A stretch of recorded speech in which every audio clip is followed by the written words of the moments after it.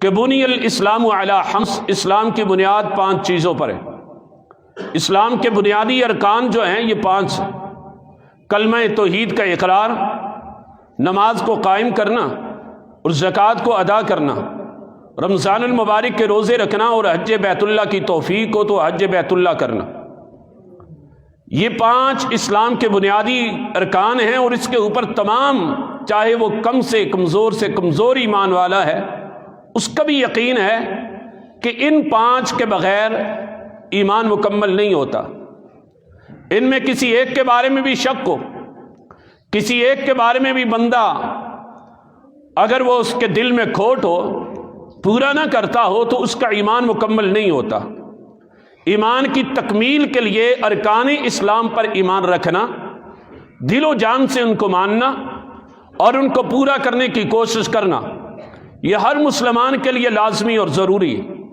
لیکن پھر ایک میرا سوال ہے، اگر ہر ایک مسلمان کا یہی عقیدہ ہے کہ اسلام کے بنیادی 5 ارکان ہیں، اس کے بغیر بندہ مومن نہیں رہ سکتا، پھر بغیر کسی عذر کے، بغیر کسی شرعی مجبوری کے، پھر بغیر کسی معاملے کے، آج کوئی آدمی ان 5 میں سے کسی ایک کے اوپر بھی عمل نہ کرتا ہو، جان بوجھ کے اس کو چھوڑ دیتا ہو اور یہ کہتا ہو چلو اس کے بغیر بھی گزارا ہو جائے گا، اس آدمی کے ایمان کے بارے میں آپ کیا کہیں گے؟ کیا وہ آدمی کامل مومن ہو سکتا ہے؟ کیا اس کو مسلمانوں کی صف میں کھڑا کرنا چاہیے؟ کیا اس کو مسلمانوں میں ہی شمار کرنا چاہیے؟ اگر یہی بات ہے، میرے اور آپ کے معاشرے میں، ہمارے گرد و نواح میں، ہمارے تعلق دار، ناطے دار، رشتہ دار، عزیز و اقارب اور کئی ایسے جو ہمارے کولیگ بھی ہیں، ہم جانتے بھی ہیں، سمجھتے بھی ہیں، بیٹھتے بھی ہیں، محفلیں بھی کرتے ہیں، پھر آج مسلمانوں کی اکثریت بے نمازی کیوں ہے؟ مسلمانوں کی اکثریت نماز کیوں نہیں پڑھتی؟ اس کی وجہ کیا ہے؟ کیا وہ بے نماز ہمارے رشتہ دار نہیں؟ کیا ان بے نمازوں کے ساتھ ہمارا تعلق نہیں؟ کیا وہ ہمارے بہن بھائی عزیز و اقارب مرد عورتوں میں سے کوئی ایسے ہے نہیں کہ جو نماز بالکل نہ پڑھتے ہوں؟ اور ہمارے علم میں، ہمارے معاشرے میں اکثریت ایسی ہے جو بالکل نماز نہیں پڑھتی۔ آپ مسلمانوں کی کلمہ پڑھنے والوں کی بات کر رہا ہوں، ان کی آنکھ کسی معاملے میں جانچنے کی کوشش کریں۔ ہمارے مسلم معاشرے میں 5% نمازی ہیں، 95% کلمہ پڑھنے والے بے نماز ہیں، اور ان 5% میں بھی صرف 1% ایسے ہیں جو باجماعت نماز کا اہتمام کرتے ہیں۔ 5% نمازی ہیں، میں بہت زیادہ کہہ رہا ہوں، لیکن اس کے باوجود 5 سے زیادہ نہیں ہو سکتے۔ ان کے بارے میں کیا خیال ہے؟ ان کے بارے میں کبھی آپ نے سوچا ہو؟ کبھی آپ نے ان کے بارے میں فکر کی ہو؟ نماز صرف ایکسرسائز کا نام نہیں ہے، نماز ایک روٹین کا نام نہیں ہے، نماز یہ نہیں کہ کبھی آیا تو پڑھ لی، نہ آیا تو نہ پڑھی، گزارا چل جائے گا، ایسے نہیں ہو سکتا۔ شریعت اسلامیہ، یہ دین اسلام جن ستونوں کے اوپر کھڑا ہے، ان ستونوں میں ایک ستون نماز ہے۔ اس نماز کا خیال کیوں نہیں کیا جاتا؟ اس کی فکر کیوں نہیں کی جاتی؟ نبی کریم صلی اللہ علیہ وآلہ وسلم نے تو فرمایا تھا، اول ما یحاسب به العبد یوم القیامت الصلاۃ فإن صلحت صلح له سائر عمله وإن فسدت فسد له سائر عمله۔ نبی کریم صلی اللہ علیہ وآلہ وسلم کی سنن نسائی میں روایت موجود ہے، پیغمبر کے خادم خاص سیدنا انس حدیث کے راوی ہیں، رسول اللہ صلی اللہ علیہ وسلم نے فرمایا اول ما یحاسب به العبد یوم القیامت الصلاۃ، سب سے پہلے بندہ اللہ تعالیٰ کے سامنے جب کھڑا ہوگا، پہلا سوال، اللہ تعالیٰ اس سے یہی پوچھیں گے نماز کے متعلق، ذرا اس کی نماز کو چیک کرو، یہ نمازی کتنا تھا، اس نے کتنی نمازیں پڑھی ہیں، یہ نماز کا پابند بھی تھا یا نہیں تھا، مرد ہے، عورت ہے، کوئی بھی ہے، شہر کا ہے یا دیہات کا ہے، عرب کا ہے یا عجم کا ہے، کوئی بھی ہے، عالم ہے یا مقتدی ہے، ہر ایک کی اللہ تعالی نماز چیک کرے گا۔ اول ما یحاسب به العبد الصلاۃ، اگلی بات پیغمبر نے بڑی اہم کہی، فرمایا فإن صلحت صلح له سائر عمله، اگر اس کا نماز والا سوال ٹھیک ہو گیا تو اس کے سارے اعمال کے سوال ٹھیک ہو جائیں گے۔ وإن فسدت فسد له سائر عمله، اگر اس کا نماز والا سوال خراب ہو گیا نا، سب نماز والے سوال میں رہ گیا، اس کے سارے اعمال ہی خراب ہو جائیں گے، سارا مسئلہ ہی اس کا بگڑ جائے گا، سارے معاملات ہی اس کے خراب ہو جائیں گے۔ آپ اپنے گریبانوں میں جھانک کے سوچیں، آپ اولاد والے ہیں، اپنی اولاد کے متعلق سوال ذرا پوچھیں، ذرا ان کے بارے میں فکر کریں۔ آپ بہنوں والے ہیں، اپنی بہنوں کے بارے میں ذرا خیال کریں۔ بھائیوں والے ہیں، آپ اپنے گھر کے سربراہ ہیں، خاندان کے سربراہ ہیں، کنبے میں، قبیلے میں، خاندان میں، دوستوں میں، بھائیوں میں، محلے میں آپ کی بات چلتی ہے، اس کے بارے میں ذرا خیال کریں۔ دنیا داری کی باتیں تو چلاتے ہو، قوم میری سنتی ہے، خاندان میرا سنتا ہے، گھر میں میری بات چلتی ہے، علاقے میں میری بات چلتی ہے، علاقے کا وڈیرا ہوں جی، میری بات چلتی ہے۔ کیا تجھ سے رب نہیں پوچھے گا تیری بات چلتی تھی، تو نے نماز کے متعلق کیوں نہیں کہا؟ اگر بے نمازی کا نماز کا مسئلہ رہ گیا، اس کا ذمہ دار کون ہوگا؟ کیا میں اور آپ اس کے ذمہ دار نہیں؟ بیٹا نماز کے سوال میں رہ گیا، باپ اس کا ذمہ دار نہیں ہوگا۔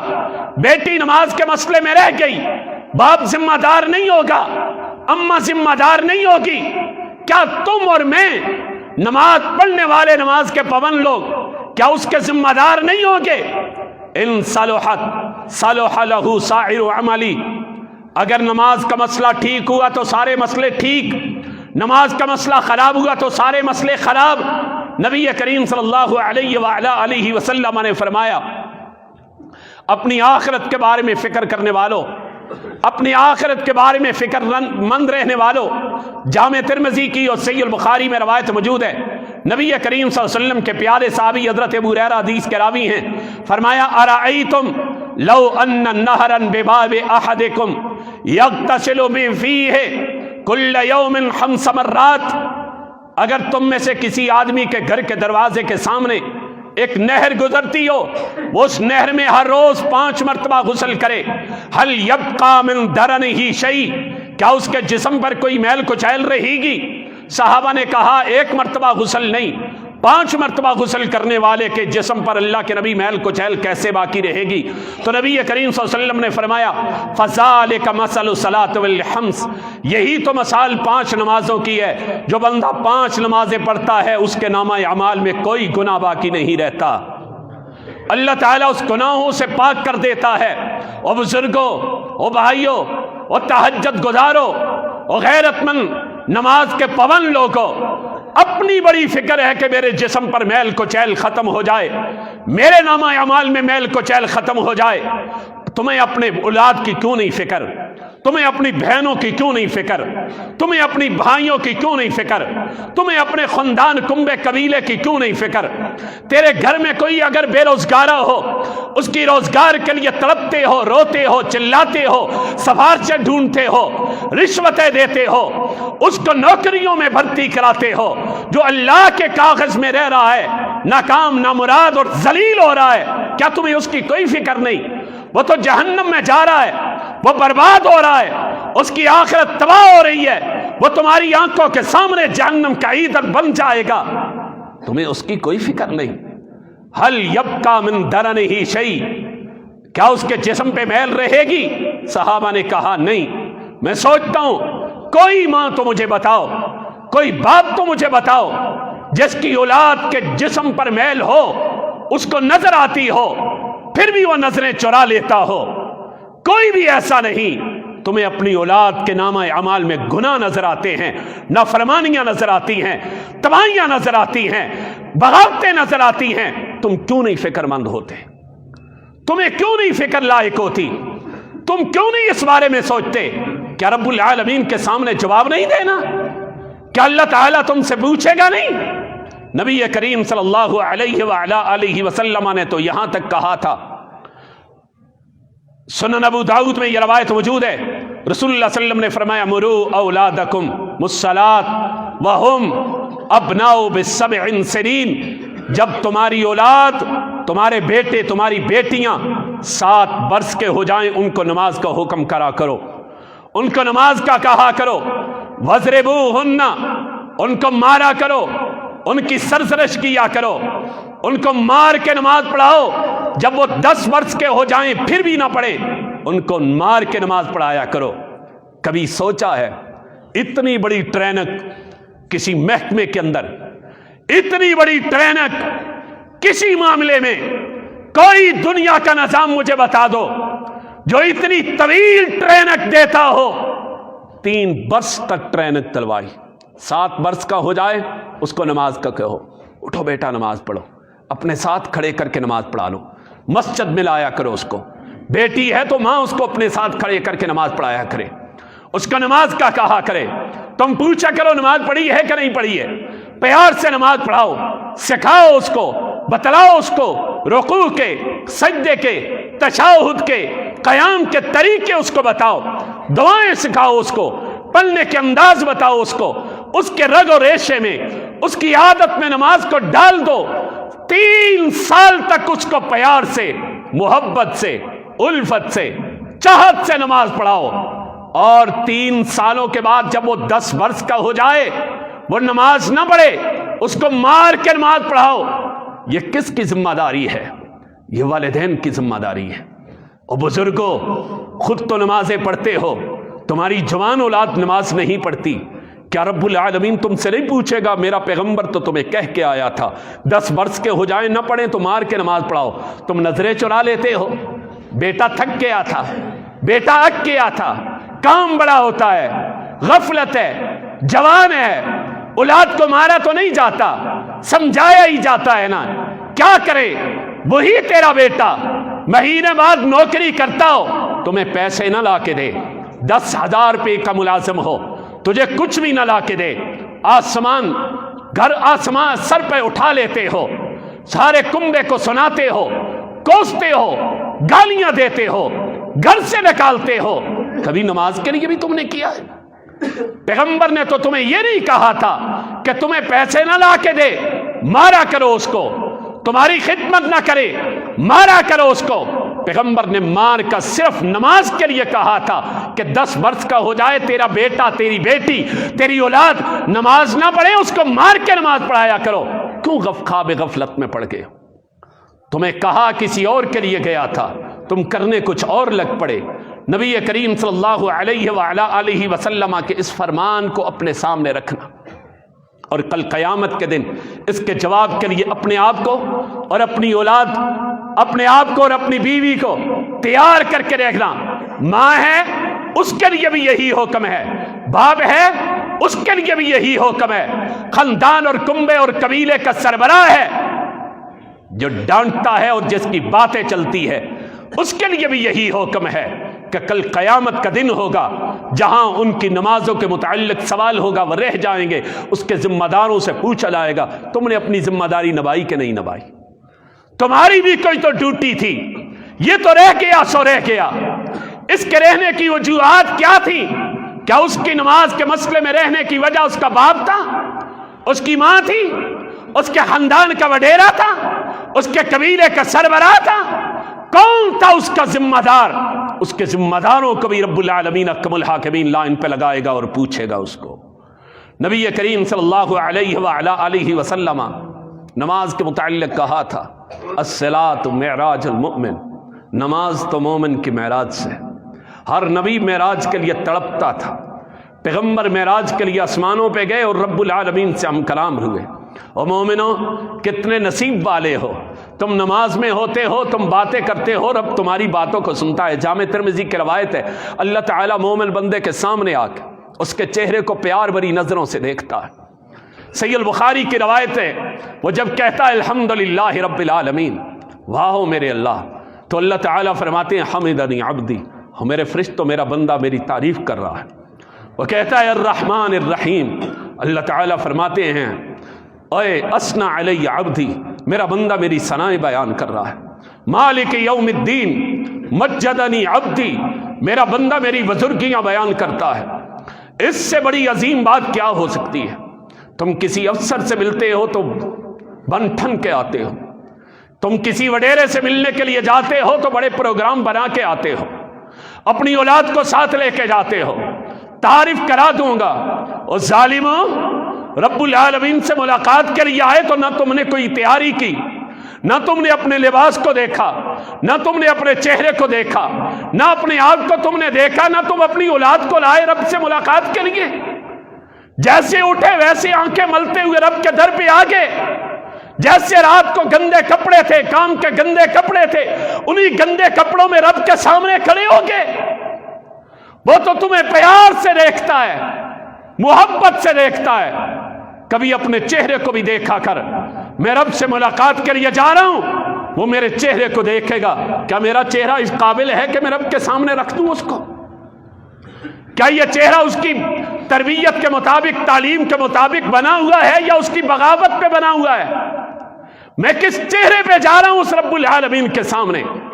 الصلاۃ معراج المومن، نماز تو مومن کی معراج سے.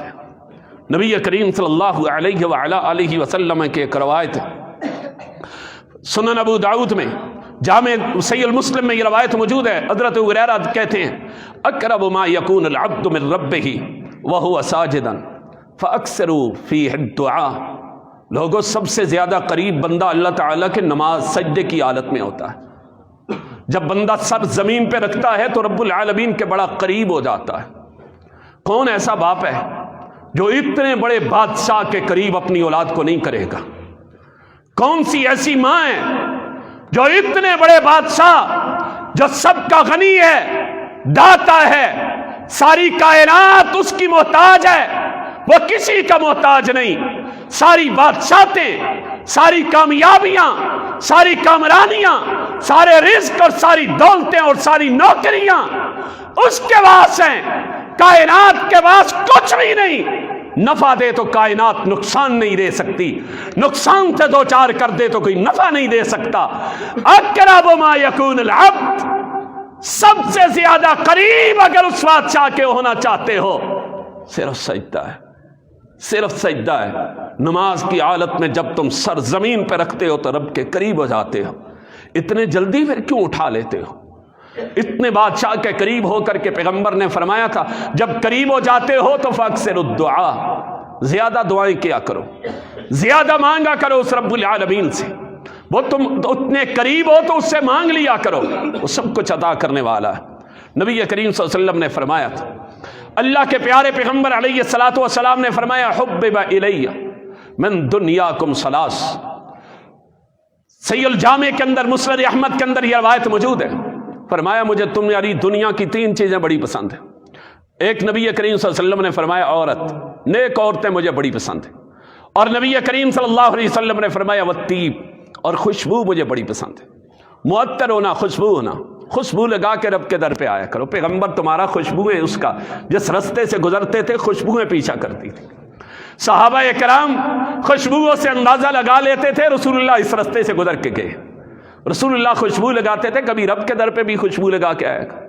یہ بھی کوئی انداز ہے کہ جیسے بندہ رات کو دفتروں میں جاتے ہو بن ٹھن کے نئے کپڑے پہن کے، رات کو جو کپڑے پہنتے ہو صبح رب کے در پر وہی پہن کر کے ایسے ہی آئے تو رب العالمین کے در پہ کھڑے ہو.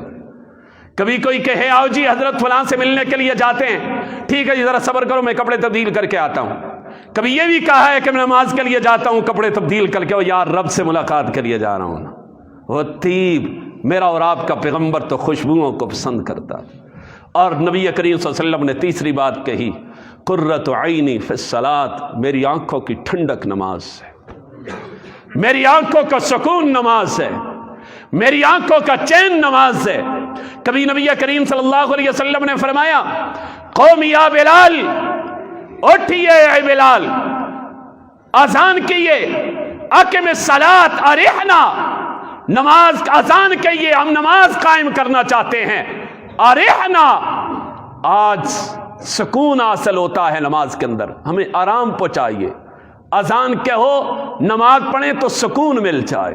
میرے اور آپ کے پیغمبر کو نماز میں سکون ملتا ہے. کاش اللہ ہمیں بھی نمازوں میں سکون دے دے, ہمیں بھی وہ نمازیں نصیب کر جس نمازوں میں سکون آ جائے. پیغمبر مشکل میں ہوتے تو نماز کے لیے کھڑے ہو جاتے, دکھ میں ہوتے تو نماز کے لیے کھڑے ہو جاتے. رسول اللہ صلی اللہ علیہ وسلم نے نمازیں پڑھی اور نبی کریم صلی اللہ علیہ وآلہ وسلم نے فرمایا ان احدکم اذا قام الصلاۃ, جب تم میں سے کوئی آدمی نماز کے لیے کھڑا ہو جاتا ہے فإنہ یناجی ربہ, اپنے رب سے سرگوشیاں کرتا ہے, اپنے رب سے باتیں کرتا ہے, اپنے رب سے کلام کرتا ہے. اس رب العالمین سے سرگوشیاں کیا کرو. دنیا کے دروازے پہ جاؤ گے, رو گے, لوگ مذاق کریں گے, تیرے سامنے تجھے دلاسا دیتے ہیں بڑی ظالم ہے یہ دنیا, اور تیرے بعد تیری مذاق کرے گی, فلاں میرے دروازے پر آیا تھا, رو رہا تھا, یار اس کے لیے پاس کھانے کے لیے کچھ نہیں تھا, بڑا مجبور تھا, بڑا لاچار تھا, اس کی اولاد اس کی بات نہیں مانتی, کبیرہ بات نہیں مانتا, میرے پاس آیا, رو گیا. وہ تیرے بعد اپنی محفلوں میں تیرے تذکرے کریں گے, تیرا مذاق اڑائیں گے. یوناجی ربا, اس رازداں رب کے پاس آ کے کبھی رویا کر, وہ کسی کو نہیں بتاتا, تیری مجبوریاں دور کرے گا. اس رب العالمین پہ رونے والا اپنی اولاد کو بنا دے, اپنے بیٹوں کو لے آیا کر, اپنی بیٹیوں کو عادت ڈال. تیری بہنیں نہیں روتی تو رلایا کر ان کو, تیرے بھائی نہیں آتے تو کیا کرنا ان کو, تیرا باپ نماز نہیں پڑھتا, تیری ماں نماز نہیں پڑھتی, کیوں نہیں اس کو رب العالمین کے در پہ لوٹاتے. پیغمبر نے تو کہا تھا, رسول اللہ صلی اللہ علیہ وسلم نے, اللہ تعالیٰ نے قرآن مجید میں کہا تھا اقیموا الصلاۃ وآتوا الزکاۃ وارکعوا مع الراکعین, رکوع کرنے والوں کے ساتھ جا کے رکوع کر لیا کرو, سارے مل کے نماز پڑھا کرو. رب العالمین کو بڑا خوش لگتا ہے, اللہ تعالیٰ خوش ہوتا ہے بندے سے جب وہ مل کے باجماعت ہو کر کے رب العالمین کے در پہ جھک جایا کرتے ہیں. اس لیے اللہ تعالیٰ کے در پہ جھکانے کی کوشش کر, اس میں کامیابی ہے. نبی کریم صلی اللہ علیہ وسلم نے فرمایا من حافظ علیہ, جو نماز کے اوپر کا حفاظت کرتا ہے, کان لہ نورا وبرہانا ونجاتا یوم القیامہ, یہ نماز تمہارے لیے کل قیامت کے دن نور, تمہارے لیے برہان دلیل, ونجاتا یوم القیامہ, یہ نماز تمہارے لیے کل قیامت کے دن نجات کا باعث بنے گی. لوگوں, دنیا کے پیسے, دنیا کا صدقہ دیتے ہو, پتہ نہیں قبول ہوتا ہے کہ نہیں ہوتا. تم اللہ رب العالمین کے در پہ جاتے ہو, کبھی اللہ تعالیٰ کے حضور نماز پڑھ لیا کر. رسول اللہ صلی اللہ علیہ وسلم کی صحیح المسلم میں روایت موجود ہے, رسول اللہ نے فرمایا جو صبح شام نماز مسجد کے لیے آئے, نماز پڑھنے کے لیے آئے, اس کی گواہی دے دیا کرو یہ آدمی ایمان والا ہے. پیغمبر نے نہیں کہا جو زیادہ صدقہ دے تو اس کی گواہی دو ایمان والا ہے, ہر سال حج کرے تو گواہی دو وہ ایمان والا ہے, ارے زکات زیادہ دے, روزے زیادہ رکھے تو اس کے ایمان کی گواہی دو. صرف پیغمبر نے کہا جو مسجد میں نماز کے لیے صبح شام جاتا ہے, ہر روز جاتا ہے, ہر وقت جاتا ہے, جو نماز کے لیے جاتا ہے, اس آدمی کی گواہی دو یہ بندہ ایمان والا ہے. نماز تیرے میرے لیے نور, تیرے میرے لیے دلیل, تیری میری کامیابی, تیرے میرے ایمان کی دلیل ہے نماز. صحیح البخاری میں روایت موجود ہے, رسول اللہ صلی اللہ علیہ وسلم نے فرمایا من ترک الصلاۃ متعمدا فقد کفر, جو جان بوجھ کے نماز چھوڑ دیتا ہے وہ کفر کرتا ہے. کفر جان بوجھ کے, ابھی جس آدمی نے فجر کی نماز نہیں پڑھی, سویا رہا, ابھی وہ نماز سے پہلے مر جائے, پیغمبر نے کہا تھا اس نے کفر کیا ہے.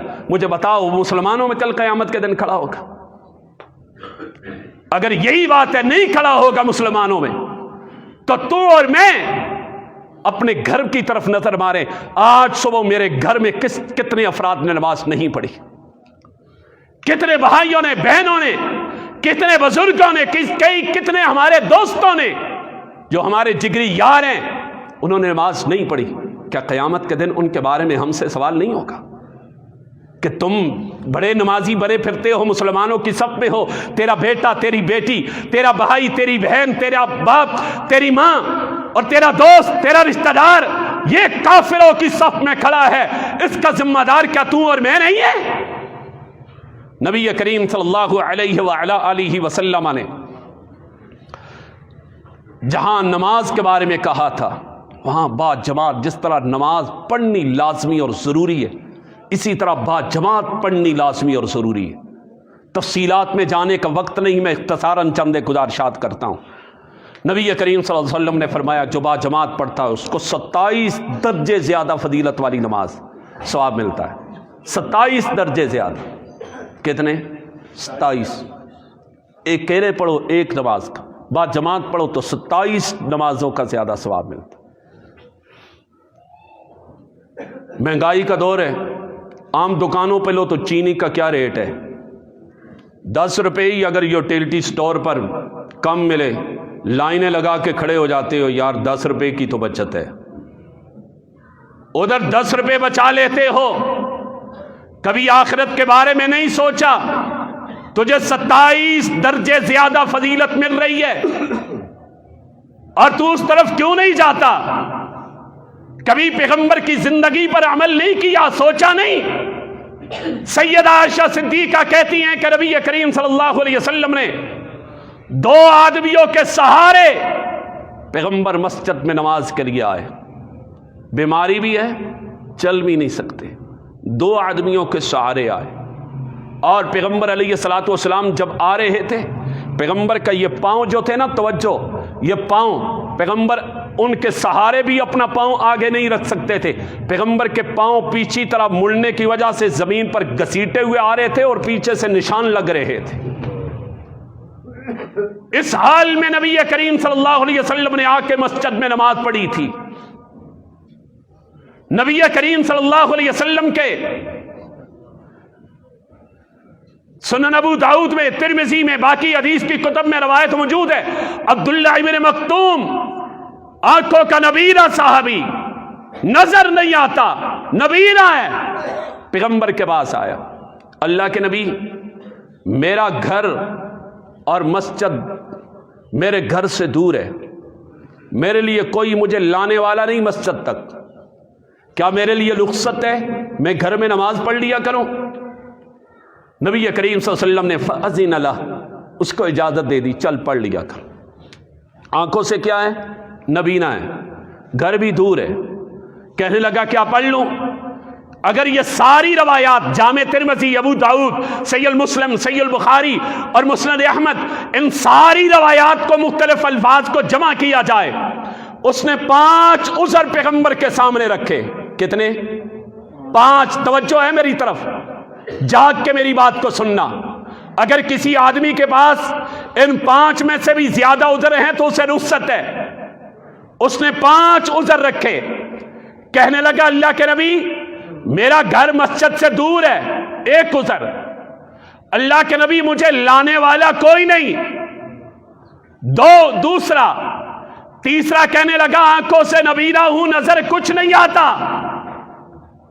اور 4تھا عذر کہنے لگا میرے گھر اور مسجد کے رستے کے درمیان جھاڑیاں ہیں، درخت ہیں، رستہ خراب ہے، جھاڑیاں، درخت، رستہ خراب ہے. 5واں عذر کہنے لگا اللہ کے نبی، میرے گھر اور مسجد کے درمیان درندے ہیں، پرندے ہیں، چیر پھاڑ کر جائیں گے، جان کو بھی خطرہ لائق ہے. حل لی رخصہ، کیا میرے لیے رخصت ہے کہ میں گھر میں پڑھ لیا کروں؟ پیغمبر نے کہا چل پڑھ لیا کر. جب وہ پلٹا نا، فلما ولا، جب وہ پلٹا مڑ کے جانے لگا، پوچھا حل تسمع النداء، او عبداللہ، کیا اذان کی آواز سنتے ہو؟ اللہ کے نبی سنتا ہوں. فاجب، پھر گھر میں نہیں مسجد میں آ کے پڑھا کر. یہ 5 عذر اس نے رکھے. گھر میں سو جاتے ہو، کیا کریں جی؟ مسجد 10 منٹ کے فاصلے پر ہے، گھر میں پڑھ لیتے ہو، مسجد 15 منٹ کے فاصلے پر ہے. تھکے ہوتے ہیں، اکے ہوتے ہیں، دکان میں ہی پڑھ لیتے ہیں، گھر میں ہی پڑھ لیتے ہیں. اس سے بڑی امام اعمش رحمت اللہ علیہ جب مسجد کے لیے آئے، کمزور ہیں، بیمار ہیں، چل نہیں سکتے سیدھی طرح. ایک آدمی ٹیک لگا کے امام اعمش کو مسجد کی طرف لا رہا ہے.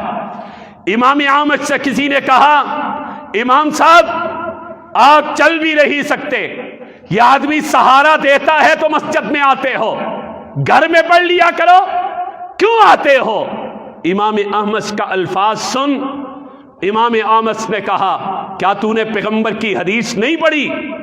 فرمایا اگر لوگوں کو پتہ چل جائے عشاء اور فجر کی نماز مسجد میں باجماعت پڑھنے کا کتنا ثواب ہے، لوگ اگر ہاتھوں پر نہ چل سکے، پاؤں پہ نہ چل سکے، لوگ اپنی سوری کے بل گھسیٹ کے اپنے آپ کو مسجد میں لانا پڑے تو لوگ مسجد میں اپنے آپ کو لایا کریں. لوگوں کو پتہ چل جائے کہ مسجد میں نماز پڑھنے کا کتنا ثواب ہے، اپنے آپ کو گھسیٹ کے لائیں تو لا سکے تو لانا چاہیے، وہ لے آئے مسجد میں. کس طرح اپنے گھر میں نماز پڑھ لیتے ہو؟ سن نبی کریم صلی اللہ علیہ وآلہ وسلم کی احادیث، اور وہ جو طائف کے پتھر کھا کے پیغمبر دعائیں دے رہا ہے، جو رسول اللہ صلی اللہ علیہ وسلم نے ہر موقع پر دعائیں دی لوگوں کو. نبی الرحمہ، رحمت للعالمین پیغمبر، جس نے چچا کا کلیجہ چبانے والوں کو بھی معاف کر دیا تھا، مسکا کرنے والوں کو بھی معاف کر دیا تھا. لیکن واہ میرے نبی کریم صلی اللہ علیہ وسلم نے، صحیح المسلم کی روایت ہے، فرمایا والذی نفسی بیدی، اس ذات کی قسم جس کے قبضہ قدرت میں میری جان ہے، میرا دل کرتا ہے میں کسی آدمی کو، لوگوں کو کہوں لوگوں لکڑیاں اکٹھی کرو، لوگ لکڑیاں اکٹھی کریں، میں اس کو آگ لگاؤں، پھر کسی کو کہوں وہ مصلی پہ نماز پڑھانے کے لیے کھڑا ہو جائے. جو لوگ اپنے گھروں میں بیٹھے ہیں وہ نماز پڑھنے کے لیے نہیں آتے، میرا دل کرتا ہے میں ان کو جلا کے، زندہ جلا کے راکھ کر کے رکھ دوں. لیکن مجھے صرف ضعیف، کمزور اور عورتوں اور بچوں سے ڈر لگتا ہے کہیں وہ نہ جل جائیں. اس لیے نبی کریم صلی اللہ علیہ وسلم نے اتنی بڑی خواہش کی، اور تم گھر میں پڑھ کے کہتے ہو او جی پڑھنے آ، کاری پڑھ کے نہیں آ. نبی کریم صلی اللہ علیہ وآلہ وسلم کی اس حدیث کو سامنے رکھیں، یاد رکھیں بغیر شرعی عذر کے، بغیر شرعی عذر کے مرد کی نماز گھر میں نہیں ہوتی. بغیر شرعی عذر کے مرد کی نماز گھر میں نہیں ہوتی. مسجد میں آنا ہر ایک کے لیے لازمی ہے، ضروری ہے. ہر ایک کے لیے باجماعت نماز پڑھنا لازمی ہے اور ضروری ہے. اللہ تعالیٰ خوش ہوتا ہے باجماعت نماز پڑھنے والوں پر. اللہ رب العالمین احکم الحاکمین سے دعا ہے اللہ تعالیٰ مجھے آپ کو قرآن و سنت کو سمجھنے کی اور اس کے مطابق اللہ رب العالمین زندگی بسر کرنے کی توفیق عطا فرمائے. اللہ ہمیں نماز کا پابند بنا دے. اللہ ہماری اولادوں کو نماز کا پابند بنا دے. ہمارے بہن بھائی کنبے قبیلے خاندان کو اللہ نماز کا پابند بنا دے. اللہ باجماعت نماز پڑھنے کی توفیق دے دے. اللہ باجماعت نماز پڑھنے کا پابند بنا دے. اللہ مسجدوں کی طرف دور سے چل کے آنے والا بنا دے. اللہ ہمیں نماز کے اندر محبت، الفت، چاہت، آرام اور سکون والی نمازیں اللہ رب العالمین ہمیں عطا فرما دے. اللہ دنیا اور آخرت ہماری بہتر کر دے. وما علینا الا البلاغ.